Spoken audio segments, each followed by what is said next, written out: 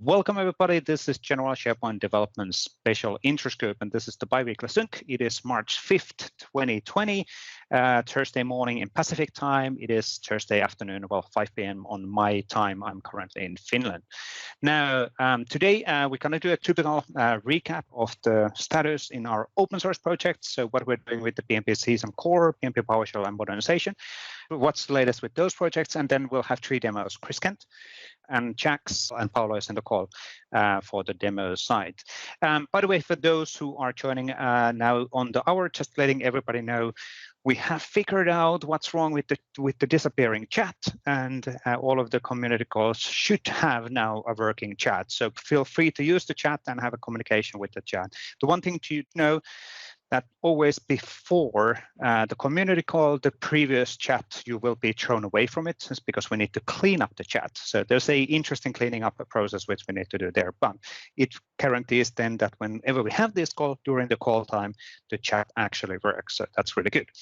There's an interesting behavior on Teams related on the recurrent meetings. Now, before we go to the actual status on the open source projects, let's do a quick recap on the typical slide. So first of all, we do welcome community demos. Community demos are the most powerful ones because we want to have new people presenting. We want to engage with you. We want to make sure that if there are people who want to actually grow to be an MVPs, they give it the opportunity to present in this course. So if you're interested in doing a demo on something which you build, something, a solution design, solution practices, some new learnings, some scenarios, please reach out and we will schedule you a spot on the community calls because those are super valuable for everybody to see. You can always contribute in GitHub, and the most important thing is always to provide feedback. The easiest thing, even just use the chat window, which is now available in the Teams chat. Let us know something isn't working, something is bothering you on the way how something is working. Let us know.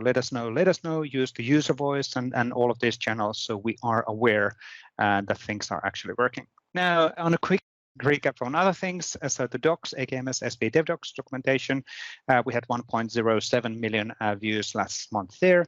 AKMS SP Dev videos, we are closing in the 15,000 subscribers on that video channel, which is pretty cool, which is, by the way, getting now branded as a Microsoft 365 and SharePoint PnP community channel. So a lot of community videos, tutorials across multiple topics, not just about SharePoint, which is really good.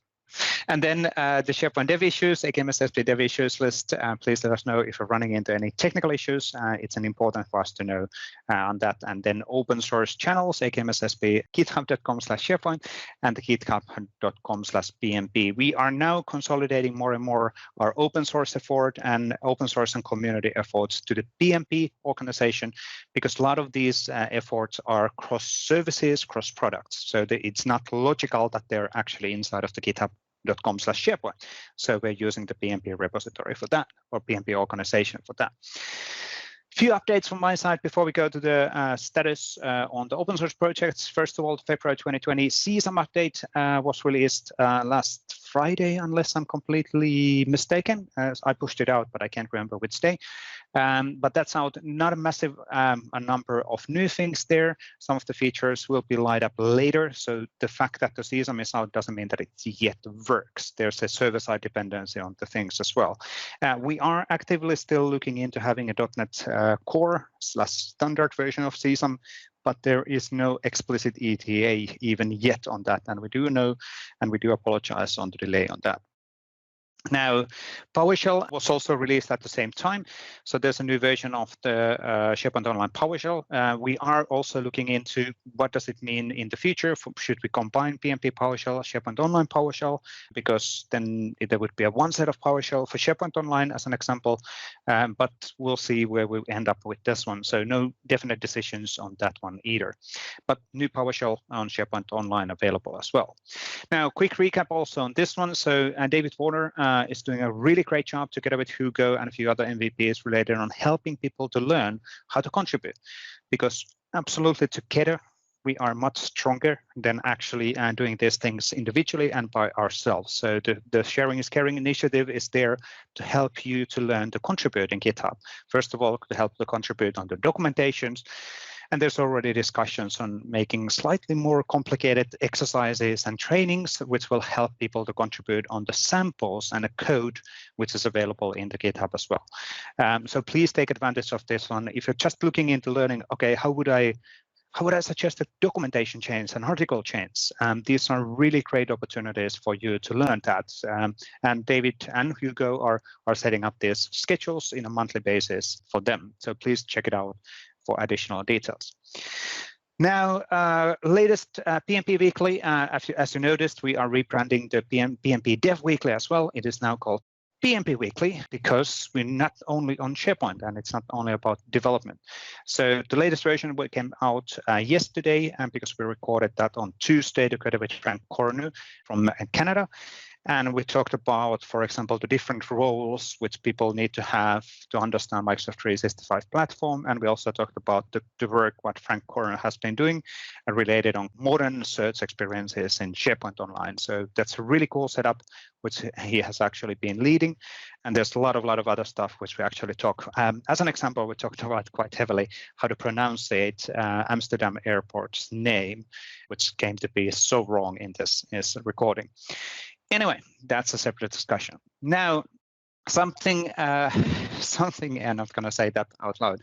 Something to let you know, kind of a mention and noted on this one already. We are extending the PnP work to multiple areas, and this is the first time you are seeing actually Parker dressed up in the Teams-related colors.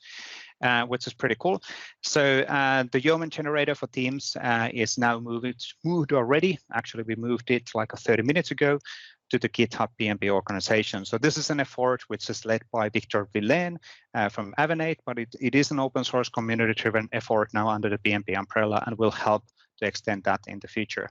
So that's now relocated on the PnP organization. And in general, we're having now ongoing discussions on actually starting sample gathering, many other events and many other things related on Microsoft Teams as well. So we're really kind of extending this thinking to be much broader than SharePoint up to the Microsoft 365 level, which definitely makes sense because it's not about the individual products and services. It's about making things happen for the customers. And quite often you need multiple products and services to make that happen.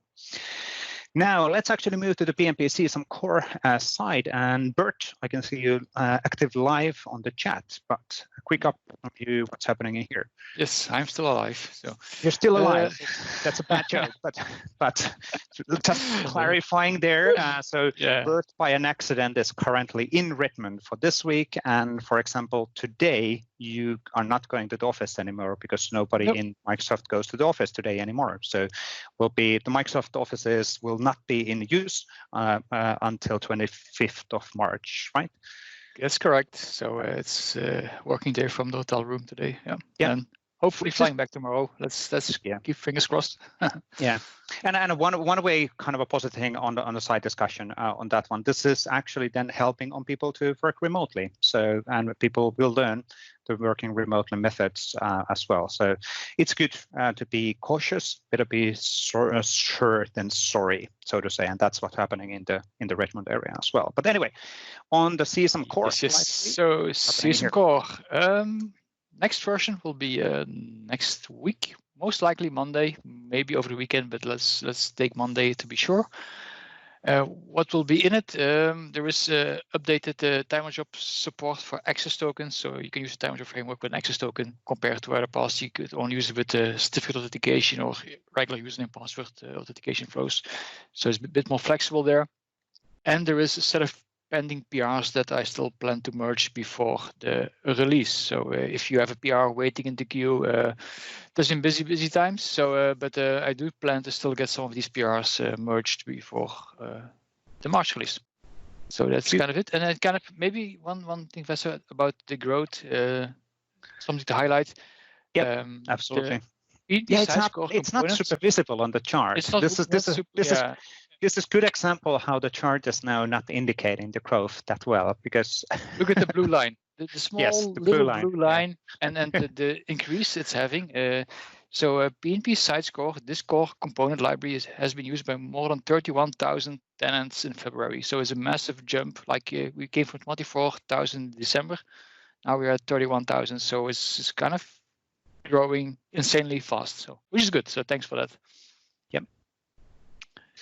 Good. Let's move then to the PnP PowerShell side. Unless mistaken, you're going to do this update as well. So for PowerShell, what's coming? We have some additional parameters for the converted PnP client page commandlet around term mapping. I'll talk a bit more about that in the modernization slide. So then there's some changes around the grant PnP hub sites rights commandlet. So we kind of initially there was one commandlet, the grant PnP hub site rights, which also allowed you to kind of revoke rights, which was kind of clunky and not aligned anymore with what the original SharePoint commandlet was doing. So we kind of changed that, and now you have a grant and revoke hub site rights commandlet. And there is also some changes in the PnP search settings, so a bit more kind of cleaning up the code and making it a bit more reliable there. And overall usage, like with PnP Sites Core, usage for PowerShell keeps on growing as well. So hitting the 16,000 tenants a month, pretty nice. Yep. Yeah. And then modernization tooling. Modernization tooling. Yep. I want to start with kind of giving a big thank you to Paul Bullock, because he created on his own an important feature. One of our last big missing rocks, like last big features that we wanted to include in page transformation for now, and that's term mapping. So when you modernize a page and your page using managed metadata, and okay, meaning let's imagine you have a SharePoint 2013 using managed metadata over there on your publishing page. If you want to move that page to SharePoint Online, great, we can do that. But what about your terms? Now you can actually map those terms. So it's a really cool system built by Paul. So you can define a mapping file, and it will, based on the mapping file, find the right term in term set and term in SharePoint Online and connect that. If you don't provide a mapping file, it will try to find it as well based upon the path of the term. So there's some real cool things there that enable this scenario to be like a first citizen of page transformation. So thanks a ton for that, Paul. Furthermore, we have some improvements in media web art handling, some logging improvements, some smaller changes. Now on the outlook for the next version, so after March, there is no big things planned at this point in time. Although I do have some really interesting ideas that I can't share that yet, so just a teaser. But short term, I think short term it will be around reliability and performance most likely. So the efforts there. So for the scanner, 2.9 was released already 2 weeks ago, more or less. For the upcoming 2.10 release, which will go out next week, it mainly is a bug fix release. So I won't make like a lot of noise about it, but it will be a bug fix release, fixing some issues we found with 2.9. And the last thing, again, well, no, not the last thing. 2 things. One, you see that the growth of page transformation keeps on growing, which is good. So, and I expect to see it even growing way more faster in the coming months, because we see really a trend that starts to grow faster. The bi-weekly reminder, blog pages, Delta blog pages will be shut down in July. Will be gone, fully gone. So if you need them, migrate them now. Regular classic blog pages, they are retired, they're not removed, but we want you to move something, use modern. So essentially a call to modernize those classic blog pages as well. And that's it. Now I shut up, Vesa, up to you. Yep. Thank you, Bert. And just to recap on this one, so the reason why we have this open source modernization tooling is that we seriously want every single customer in SharePoint Online to move to modern. It doesn't mean that the classic will be shut down and you would have to, suddenly one day the classic experiences would not be there and all of your existing content is gone. No, definitely not. We're not going to do those kind of things. But we are investing on the modern experiences and we want people to move to modern.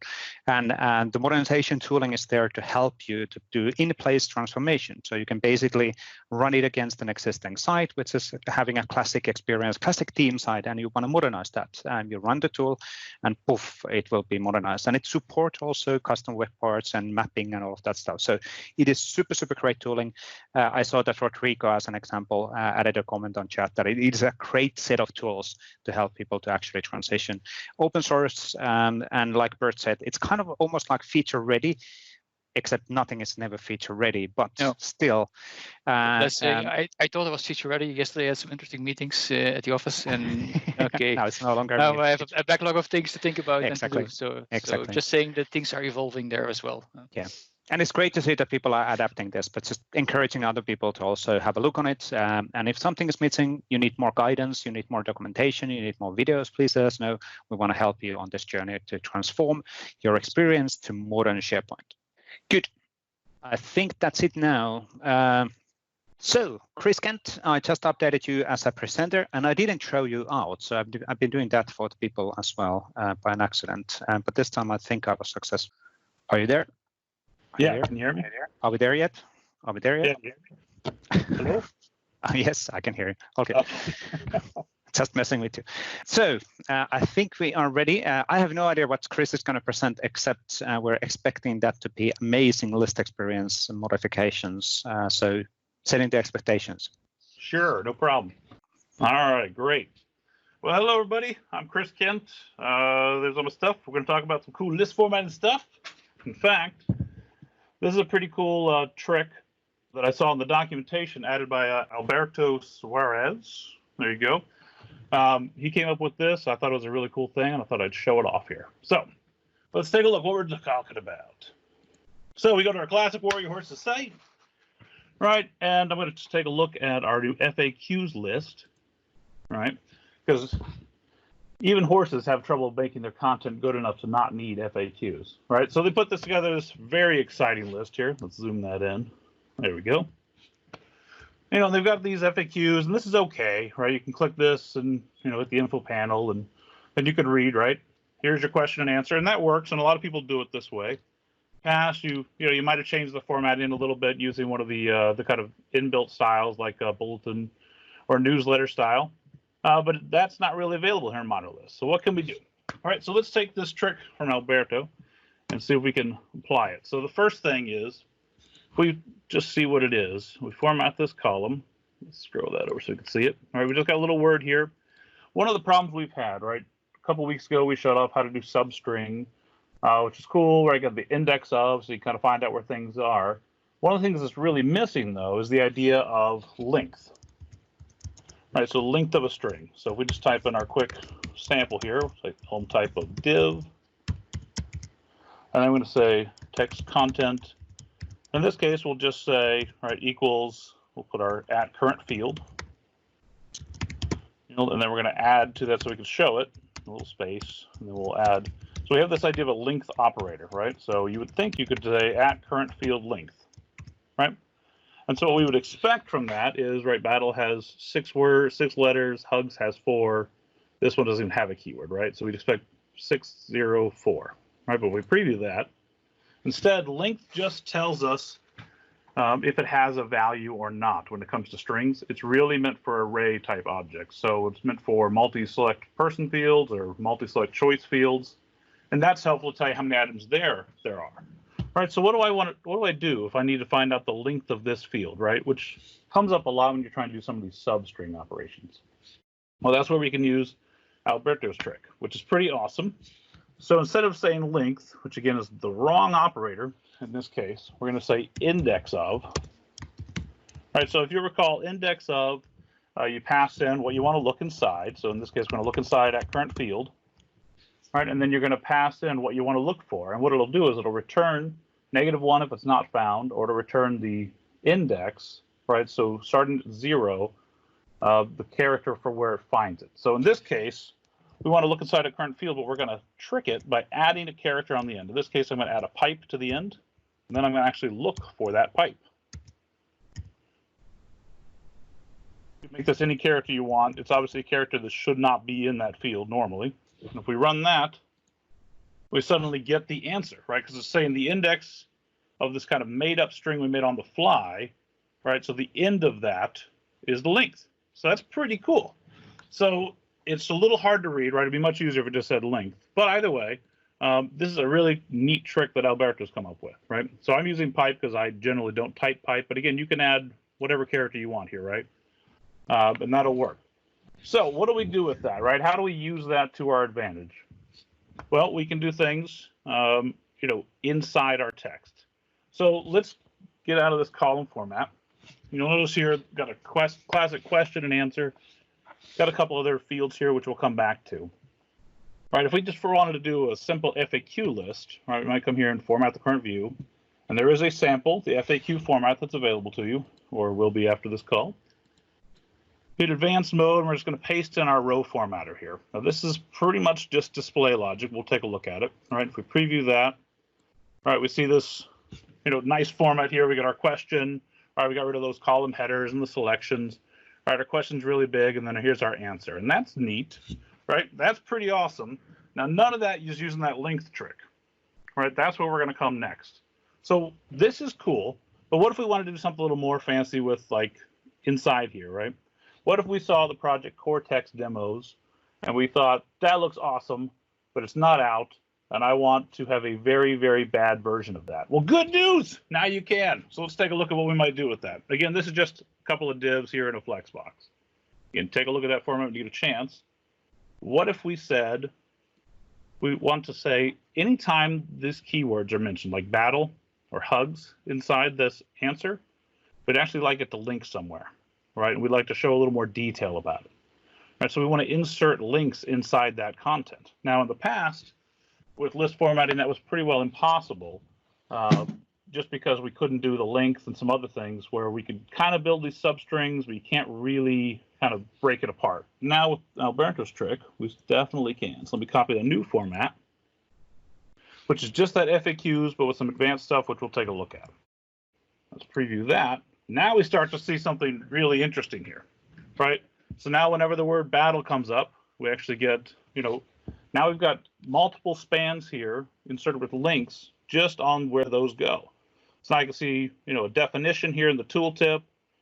Right here I can click that, and we'll go to search instead. So I shouldn't have clicked that, but here's all the, apparently I've mentioned hugs several times in the Warrior Horses site. So we'll go back here, just go back to where we were. But the idea here, again, kind of a miniature, very bad ghetto, is that right? Ghetto version of the Project Cortex. So let's preview that again. We'll save it actually. Now let's take a look. What are we doing? What are these terrible formulas? Right? The reason they're so terrible is because we're trying to do it multiple times. So if we just look at the first one, all right, you can see here, here's our children of the answer, right? So we're saying like, hey, if you don't have the keyword link or the keyword set up, all right, then just show the answer. That's what's happening in the second one. So that's pretty easy. But obviously, if that's not the case, we create a different div, which is going to hold all of our spans, right? So it's just the opposite check here. And that's what happens here. And so what we do is we come in and we take the first, we do a substring, right? We say what we want a substring of. We want to start at the beginning, which is 0. And we want to go up until wherever the first time we find that keyword, right? Now notice we're doing this lowercase thing because, right, you can see here we've got a capital H, we have a lowercase h, so we want to make sure we get that. All right, so we're going to grab that first part that gives us like this during and a space. And then we've got the idea of a link here. All right, now first we have to make sure, is the keyword actually there? And if it is, then we just want to pull out that keyword. Now this is where we start to see some of that interesting linked stuff come into play here. You can see it right on the end here. Which again, it says index of, which makes it a little confusing. But what we're doing is we actually are saying, after you've looked through the first part, right? So start after that first part that we just did. Now look for that keyword and grab that and put it out there. Now we want to make sure we take that instead of just putting the keyword in, because we want to maintain their formatting, right? When they do capital H's or they do lower, all right, or people are, putting acronyms and sometimes they capitalize the first one or not the other ones. You want to do all that. Now it gets crazy, and again, I'm going to let you guys go through this format later as we go deeper and deeper, because we don't really have the idea of variables.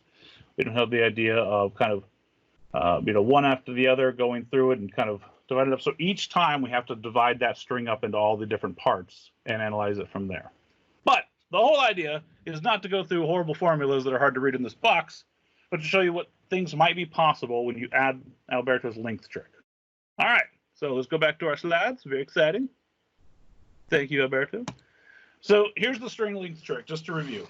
All right, so it's using the index of, and basically you're throwing on a dummy character onto whatever string you're trying to search inside of, and then searching for that dummy character, and that will give you the length of whatever you passed in. Right, so it's not a true length. And if that special character shows up in it, you might get some false positives, right? So best to pick something that's not really in that field if this is something you need to do. Right, and then you can use that inside the substring or other index of, or some of the other operators like the join operator, other string operators we have, to do some really advanced, really cool things. All right, so some resources for you. So the FAQ format, which is actually not on the site, but it will be by the end of the call, something you can take a look through, see what those formulas look like. And that's pretty much it for me. Thanks, guys. Excellent, excellent. Great, Chris, on that one. And thank you, Alberto, for the nice trick as well. That's good to get recorded as well. And obviously, it might be that we'll come up with the length operator sooner or later. We can expect that to happen, but until that happens, then this is what you can do. And again, by the way, on the GitHub issue and GitHub samples, which is the github.com/SharePoint/SP dev list formatting, it is actually the most used samples what we have in GitHub. So a lot of people are actually using them. So clearly a lot of value in them. So thank you, Chris, for coordinating that work as well. But I think that's it. Let's actually flip then to Chaks. Chaks is ready to go to do some voice recognition and Power Automate and all Outlook Online integrations, right? Thanks, Vesa. So I thought I would do something very interesting that I have found myself to be using a lot is how quickly and easily I can set my automatic replies in Outlook, because that's something that I do when I'm going on vacation, or maybe I'm out of office for some things, and I just want to let people know I'm not available and reach out to the resources, right? So every time I do this by going to Outlook, whether it's web or your client, doesn't matter, but you have to find where it is, and then you have to go and set that. So given that I have access to Power Automate, I was thinking, gosh, how do I do this? That's something that I can relate to the task I do every day, which is kind of like I use iPhone shortcuts a lot, so iOS shortcuts. If you haven't used it, I'll quickly show a demo as well. And I automate many of the things in my iPhone. So I thought, I can actually use shortcuts to set my message. So I got into that journey, and finally it worked.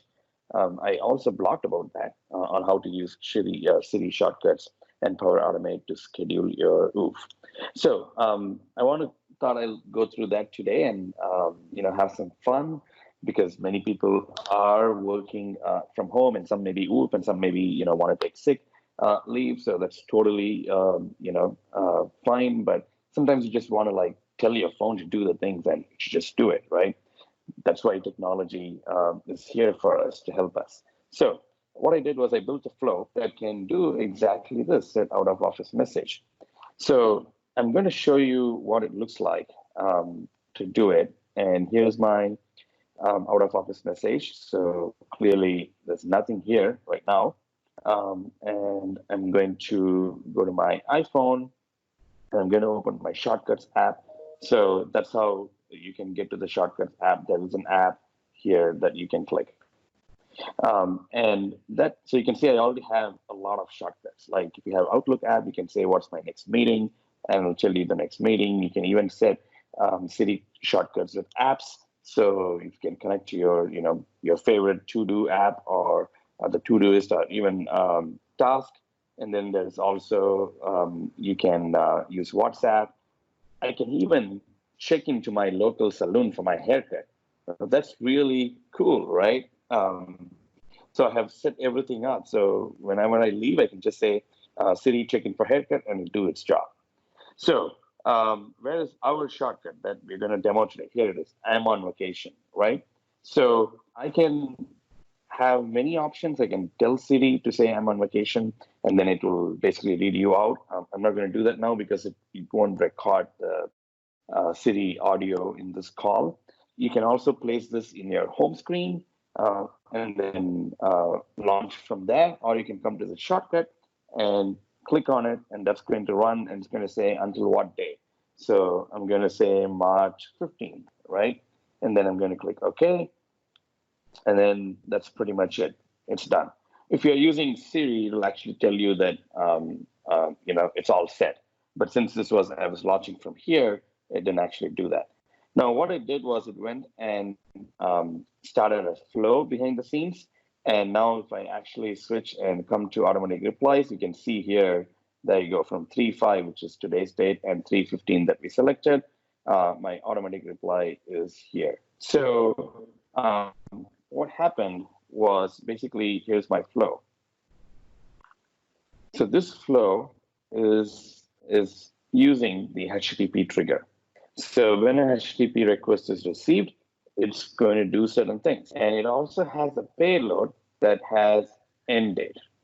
So based on end date, so based on the parameter I send here, which even though you saw I selected a date, I'm still getting a string here. And then I do some date manipulations in the flow, and then use the action to set up the automatic replies in Outlook. So what am I doing in date manipulation? The first thing is I'm getting the time in UTC, just making sure that I go to a standard time and then convert that to my time zone. So I'm getting my current time, and then I'm also getting the Pacific Standard Time based on that UTC time, just to be safe in this space. So then I format the string using short date pattern. That apparently is what the Outlook connector likes, to the start time, date time, and end time, date time. And then I set my source time zone as UTC and destination as PST here. So if it's in your region, you can set your region time zone. And the other thing I also do is I get the string that I pass, and I will show you very soon how I actually pass that string, which is a date. And I know that it's going to be in the date format, and I convert that time zone using that string date time string to Pacific Standard Time. I'm just going to say source time is PST here as well. But the output is I'm going to get a date. I don't have to work on strings, which is the thing that I really want to. And then I actually now go and set my status as scheduled, external audience, like all the things that I want to do with setting up an OOF message. The key parameters are the start date, the end date, and there's also this message here. I don't know why it didn't come up here. Maybe it's a refresh issue. But basically, it will also type in the message there. So you will get, you can have a friendly message for your OOF. And the things that I'm doing here is basically getting, to display it as March 6th or March 7th. You can even just put the date here until whatever date you send using the shortcut. And that's pretty much it. It's only like a few steps here. The key thing here to be in the know is how do I work with this HTTP request.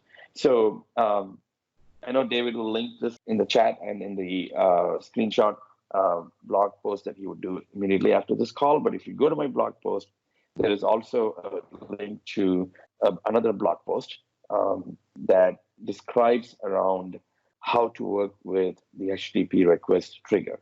It's very powerful. So if you spend a little bit of time understanding what it does and how it works and how to actually construct the parameters that you send, which is basically like, I want to send 1, 2, 3 parameters here, and then they're all strings or numbers. It will actually generate the schema for you in your flow and then add it as the payload that you can send. So once you cross that stage, then you have your flow built. You're using the parameters that you are constructing here and then setting the out-of-office message. So what happens in my shortcut? So let's get into that. So here's my shortcut. If you're not familiar with shortcuts, I also linked to my blog post, the Apple's documentation. There are so many actions and steps that you can basically add by clicking this, and then you get several options. You have scripting, you have media, location, documents. You can even have app suggestions that Siri works with here, so you can directly use that Siri suggested shortcut in your shortcut. But the first thing I have here is that I'm asking Siri to speak. So when I say I'm on vacation, Siri responds to me as awesome, until what date, right? So that's really nice. So you get some conversation going on with Siri. so that it's just not like a robot, but it's just something that a conversation in nature. And you can even like say wait until finish. You can set the rate. You can even choose your voice, whether it's going to be like all the available voices. And then you got another step that is basically part of the scripting. It's going to ask you until what date. And then here it is, input type. So it has the option to say text, number, URL, date. So in this case, I'm doing date. And then you can even set a default date if you want to start with. And then what I'm doing is I am formatting that provided date input to a short date and short time format. So I know I will get it in this format. So if I go back here and show the run, so you can see I'm getting in this format. So that's what I'm doing here in this shortcut, which is I'm using an action from the calendar app and converting that to short date time format with the input that is coming from its previous action. And then I generate a URL action step that basically now copies and puts the URL that you get here in your flow, which is here. That's the link that you need to do it. And for folks looking at this to understand the real issue here that you should be aware of is this is, anybody can call this URL. So for me, after this call, I will basically like delete this, create a copy or, create a new trigger and then change the URL, right? Because it's not, it's security by obscurity. So that's something you should be aware of. It's really hard, but if somebody gets access to it, they can, keep calling this flow. And then what I do is there is a network action where it says get contents of the URL and then do what you want to do with it. You can post, you can do all the operations. So here I have get, post, put. So all I want here is post. And then you can even specify headers if you have. And then you can say request body and add the parameters that you want to send. And you can choose whether it's JSON, it's a form, or it's a file. In this case, we want JSON. And then I put the name as end date, and I'm getting the date parameter from this action output. So it's pretty similar to how you're building a flow, right? But it's very much aligned to how Apple is working with shortcuts. So you might need to know how to do these steps. But if you are following me right now, it's very similar to how you would build this in a flow, right? Except that you need to know which actions to use in which, sorry, I just thought my screen was here. It's basically like building like a flow, right?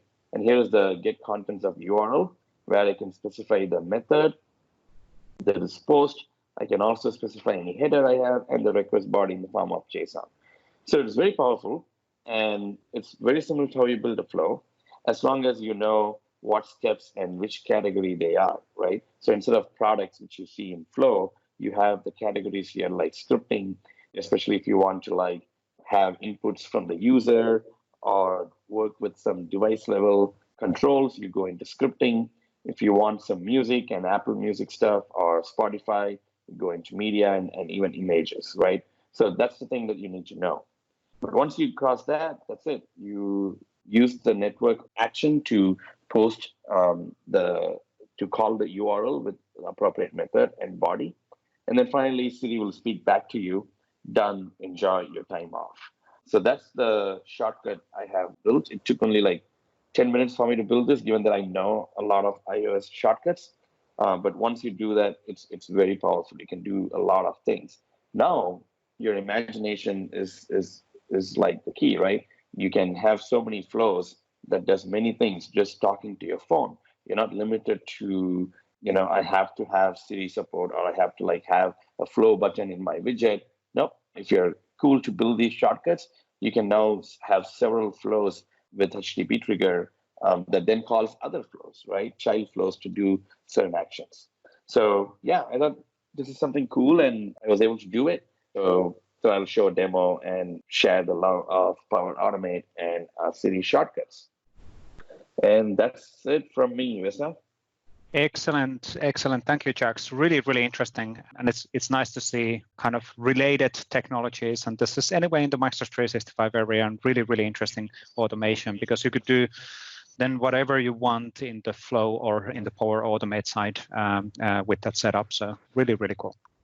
Good. I think it's time to move to Paolo related on getting started on using PnP PowerShell in the Azure Functions. So I think this is even though it's not the most up-to-date, the uber technical, let's say the latest thing which we have come up with this week, but it's actually so widely used and asked all the time. So it's really good to have this covered, and it will be then released as a video also in the YouTube channel. So looking forward on this one. So Paolo, take it away. Yep. Hello, everybody. You should already be able to see my screen. I guess so, at least. And this is just a theme site which I have in SharePoint Online. And my goal today will be to use an Azure function and PnP PowerShell in that Azure function to connect to this site and using PnP PowerShell doing stuff against this or on top of this target SharePoint Online site. So first of all, in order to create our solution, I need to create a function app in Azure. And just to give you an idea of what are the basic settings, you simply need to add a new function app. You will have to select, of course, a target subscription and the resource group in which you will create the resource. You have to provide a name. Paolo, can you slightly increase the font? I know I'm getting old and my eyes are getting old, but it's so small. If you can zoom in just a bit, because like so much white space. Excellent. Thank you. Thank you. Okay. We take care of old people, so don't worry. I'm fine with that. So provide a name for the function app. Let's say, I don't know, PnP call something. This will be just a fake one because I already created one. In fact, creating a function app takes a while and I want to save some time. I will target .NET Core, for example, and version 3.1. And my scenario, I usually target West Europe because it is convenient for me. But once you do that, you will have an Azure function app created for you, which, as I said, I already did a few minutes ago. This function app is completely empty. I just created it. And now, in order to use it, in order to host PnP PowerShell, we need to do some configuration changes. I would like to say, unfortunately, we need to do some configuration changes because right now we still have a PnP PowerShell built on top of .NET Framework, and we do not support yet .NET Core or .NET Standard. As such, I need to configure in the platform features or from here, from function app settings, I need to configure my function app to run with runtime version 1 so that I will be able to use .NET Framework and PnP, classic PnP PowerShell.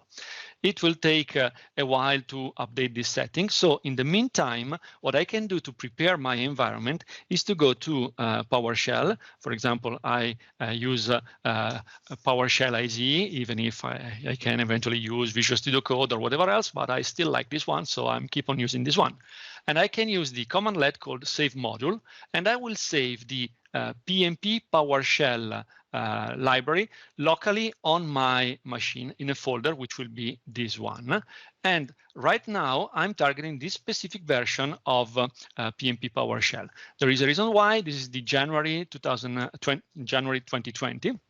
And I'm not using the latest one because in that one, right now, we have a small issue when you run PnP PowerShell in an Azure function. We are working on it, and hopefully we will fix it by the next monthly release, which will be the 9th of March.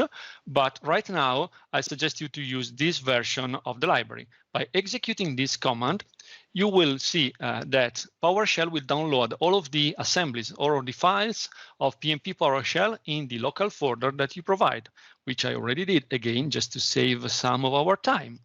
And here I have in this folder all of the assemblies which made up the PnP PowerShell library. So that while we download the files and we set the runtime version to 1 in our Azure function, we can then create an initial function in our function app.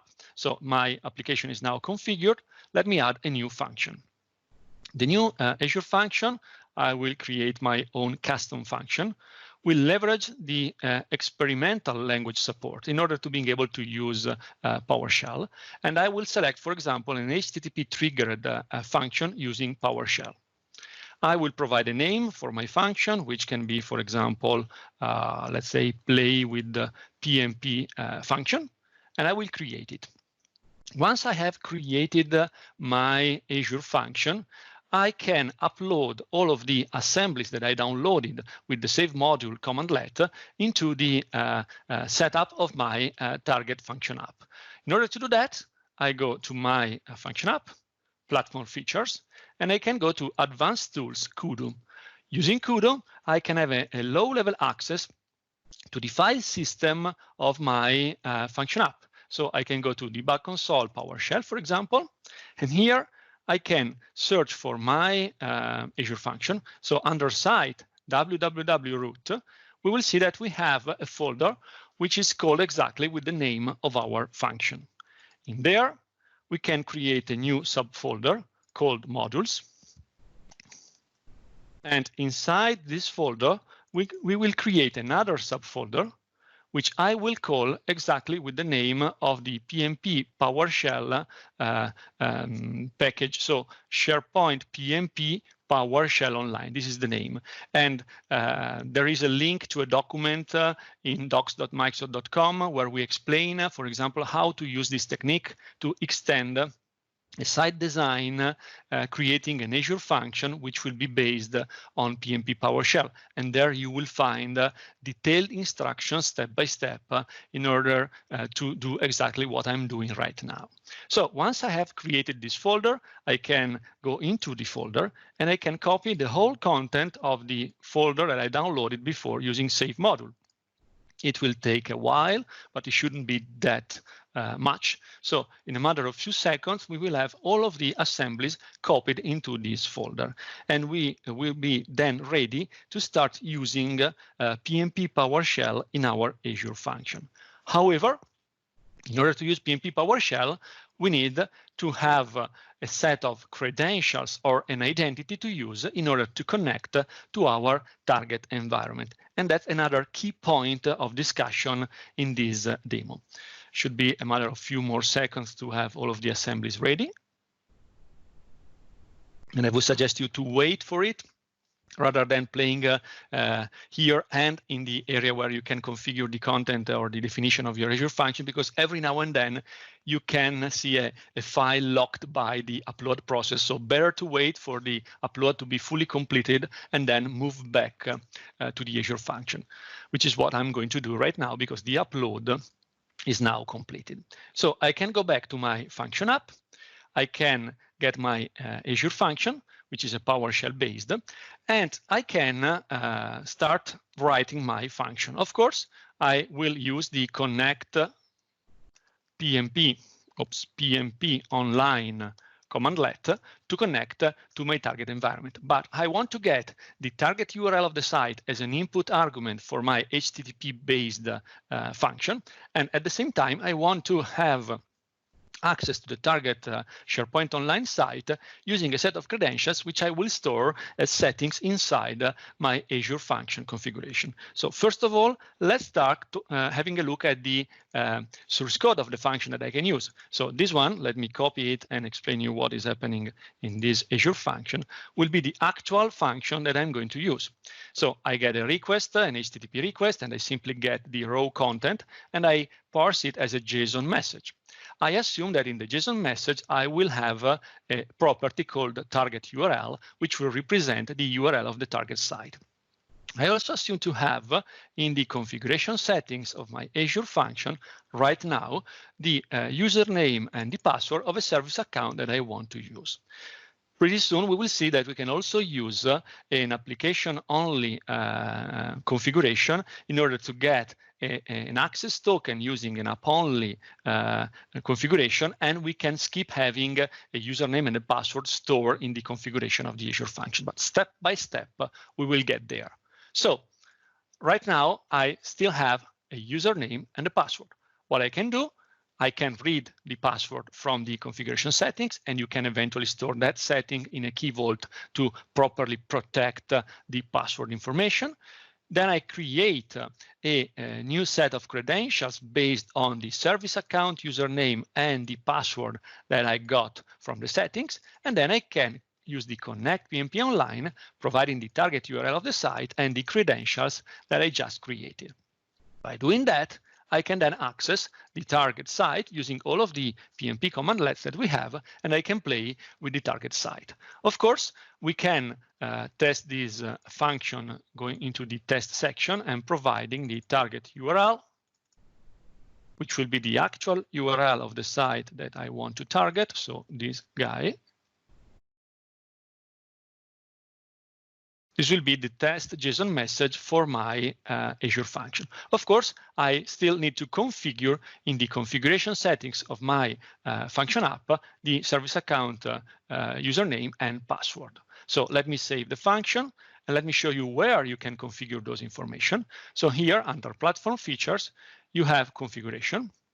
And in this section, you can configure the service account, username, and password, which is something that I already did in my scenario, just to avoid typing my password right now. So here I already have a function app exactly like the one we just saw. And here I have my function. I already have in the settings my username and password for the service account. And if the PowerShell will show up, here it is, I can simply run this function to show you the final outcome. And you can see here we have the URL of the target site. So let's run it. You will see all the assemblies will be loaded into the process, and then we will have access to the target site collection, and we will be able to just read the title for the sake of doing something. But of course, you can do whatever you like using PnP PowerShell and targeting the target environment. Hopefully the network will be with us and the output will be available on my screen soon. Okay, and here it is. You are connected to the site URL X, Y, and Z, and here is the title of the target site.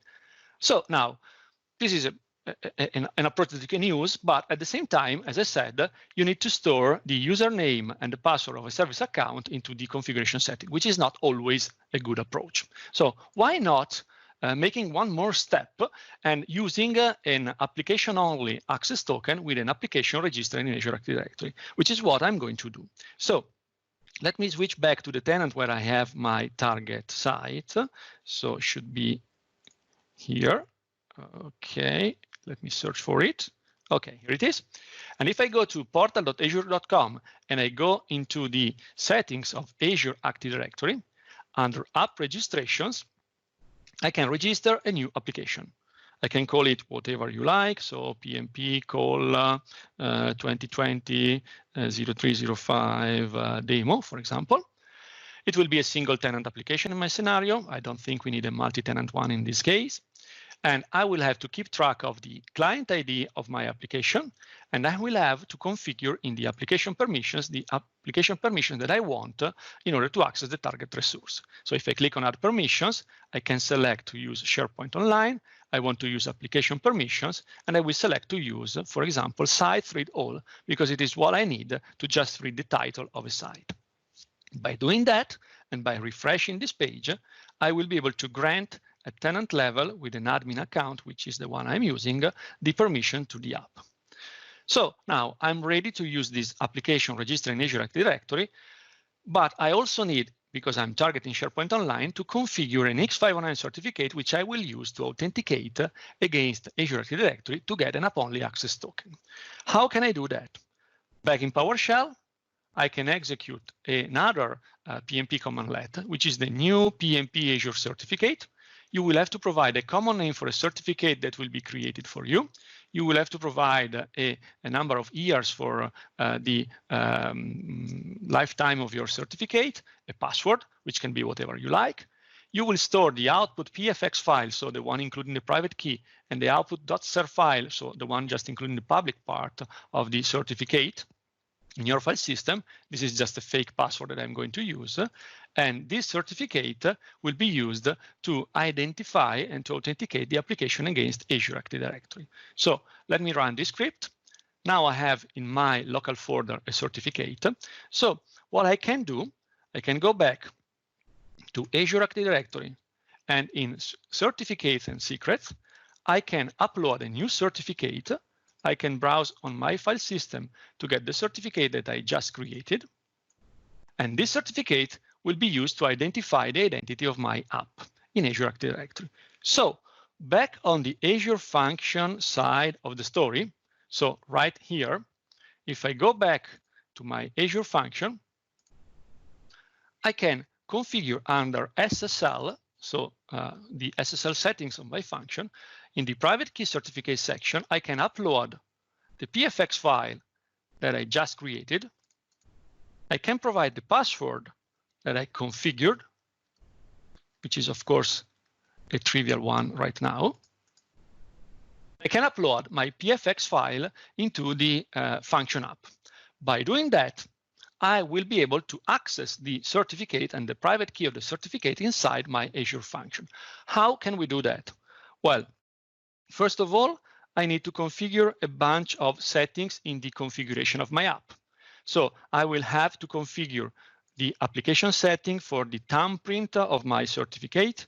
So I will create a new item called thumbprint, which will have the value of the thumbprint of the of the certificate that I just created. I will configure the client ID of my application, so client ID, and I will copy the ID from the overview tab of my application right here. I will provide the tenant name, which is the target tenant that I want to use. So tenant, which will be PiaSys dev.onmicrosoft.com, which is the tenant I'm going to use. And I will also have to configure in the settings of my function app that I want to allow the function app to load the certificate. So I will configure the website _load certificate setting to asterisk, which means you can load any kind of certificate, or I can even specify the thumbprint of the specific certificate that I want to load. By doing that in my Azure function, and we are almost done, I will be able, of course, I need to save my settings. I will be able to switch to a different syntax, which is the one I'm going to show you now. So I will be able to read from the environment, so from the configuration, the tenant name, the client ID, and the thumbprint, and I will be able to use the Connect PnP Online, providing those settings instead of a set of credentials based on a service account. So if I do that, and if I copy this into the definition of my Azure function, matter of few seconds and we should be done. Come on. Okay, here we are. This is my new function in which I will simply get the tenant, the client ID, and the thumbprint, and I will connect an app-only access token, and I will be still able to access the target environment and to do whatever I want to do using PnP PowerShell without the need to store any kind of password in the configuration of my function app. So quite a step-by-step long journey, but you can get to the point of being able to consume a target SharePoint Online environment using PnP PowerShell within an Azure function. I think that's it because we are on top of the hour, Vesa. So yeah, back to you. So I'll take over, Paolo. Vesa already moved to another meeting. Thanks for a great demo. Especially the last part, using the certificate is really an enterprise type scenario that everyone should use. It's much better than just using username and password. So yeah, it's really cool. And use app only. So yeah, really nice. So thanks guys for attending this one. We're wrapping up. So next week, Thursday, March 12th, is the client-side development SIG. And then 2 weeks on March 19th, we have again our general development SIG. So stay tuned for updates and see you all then. Bye-bye.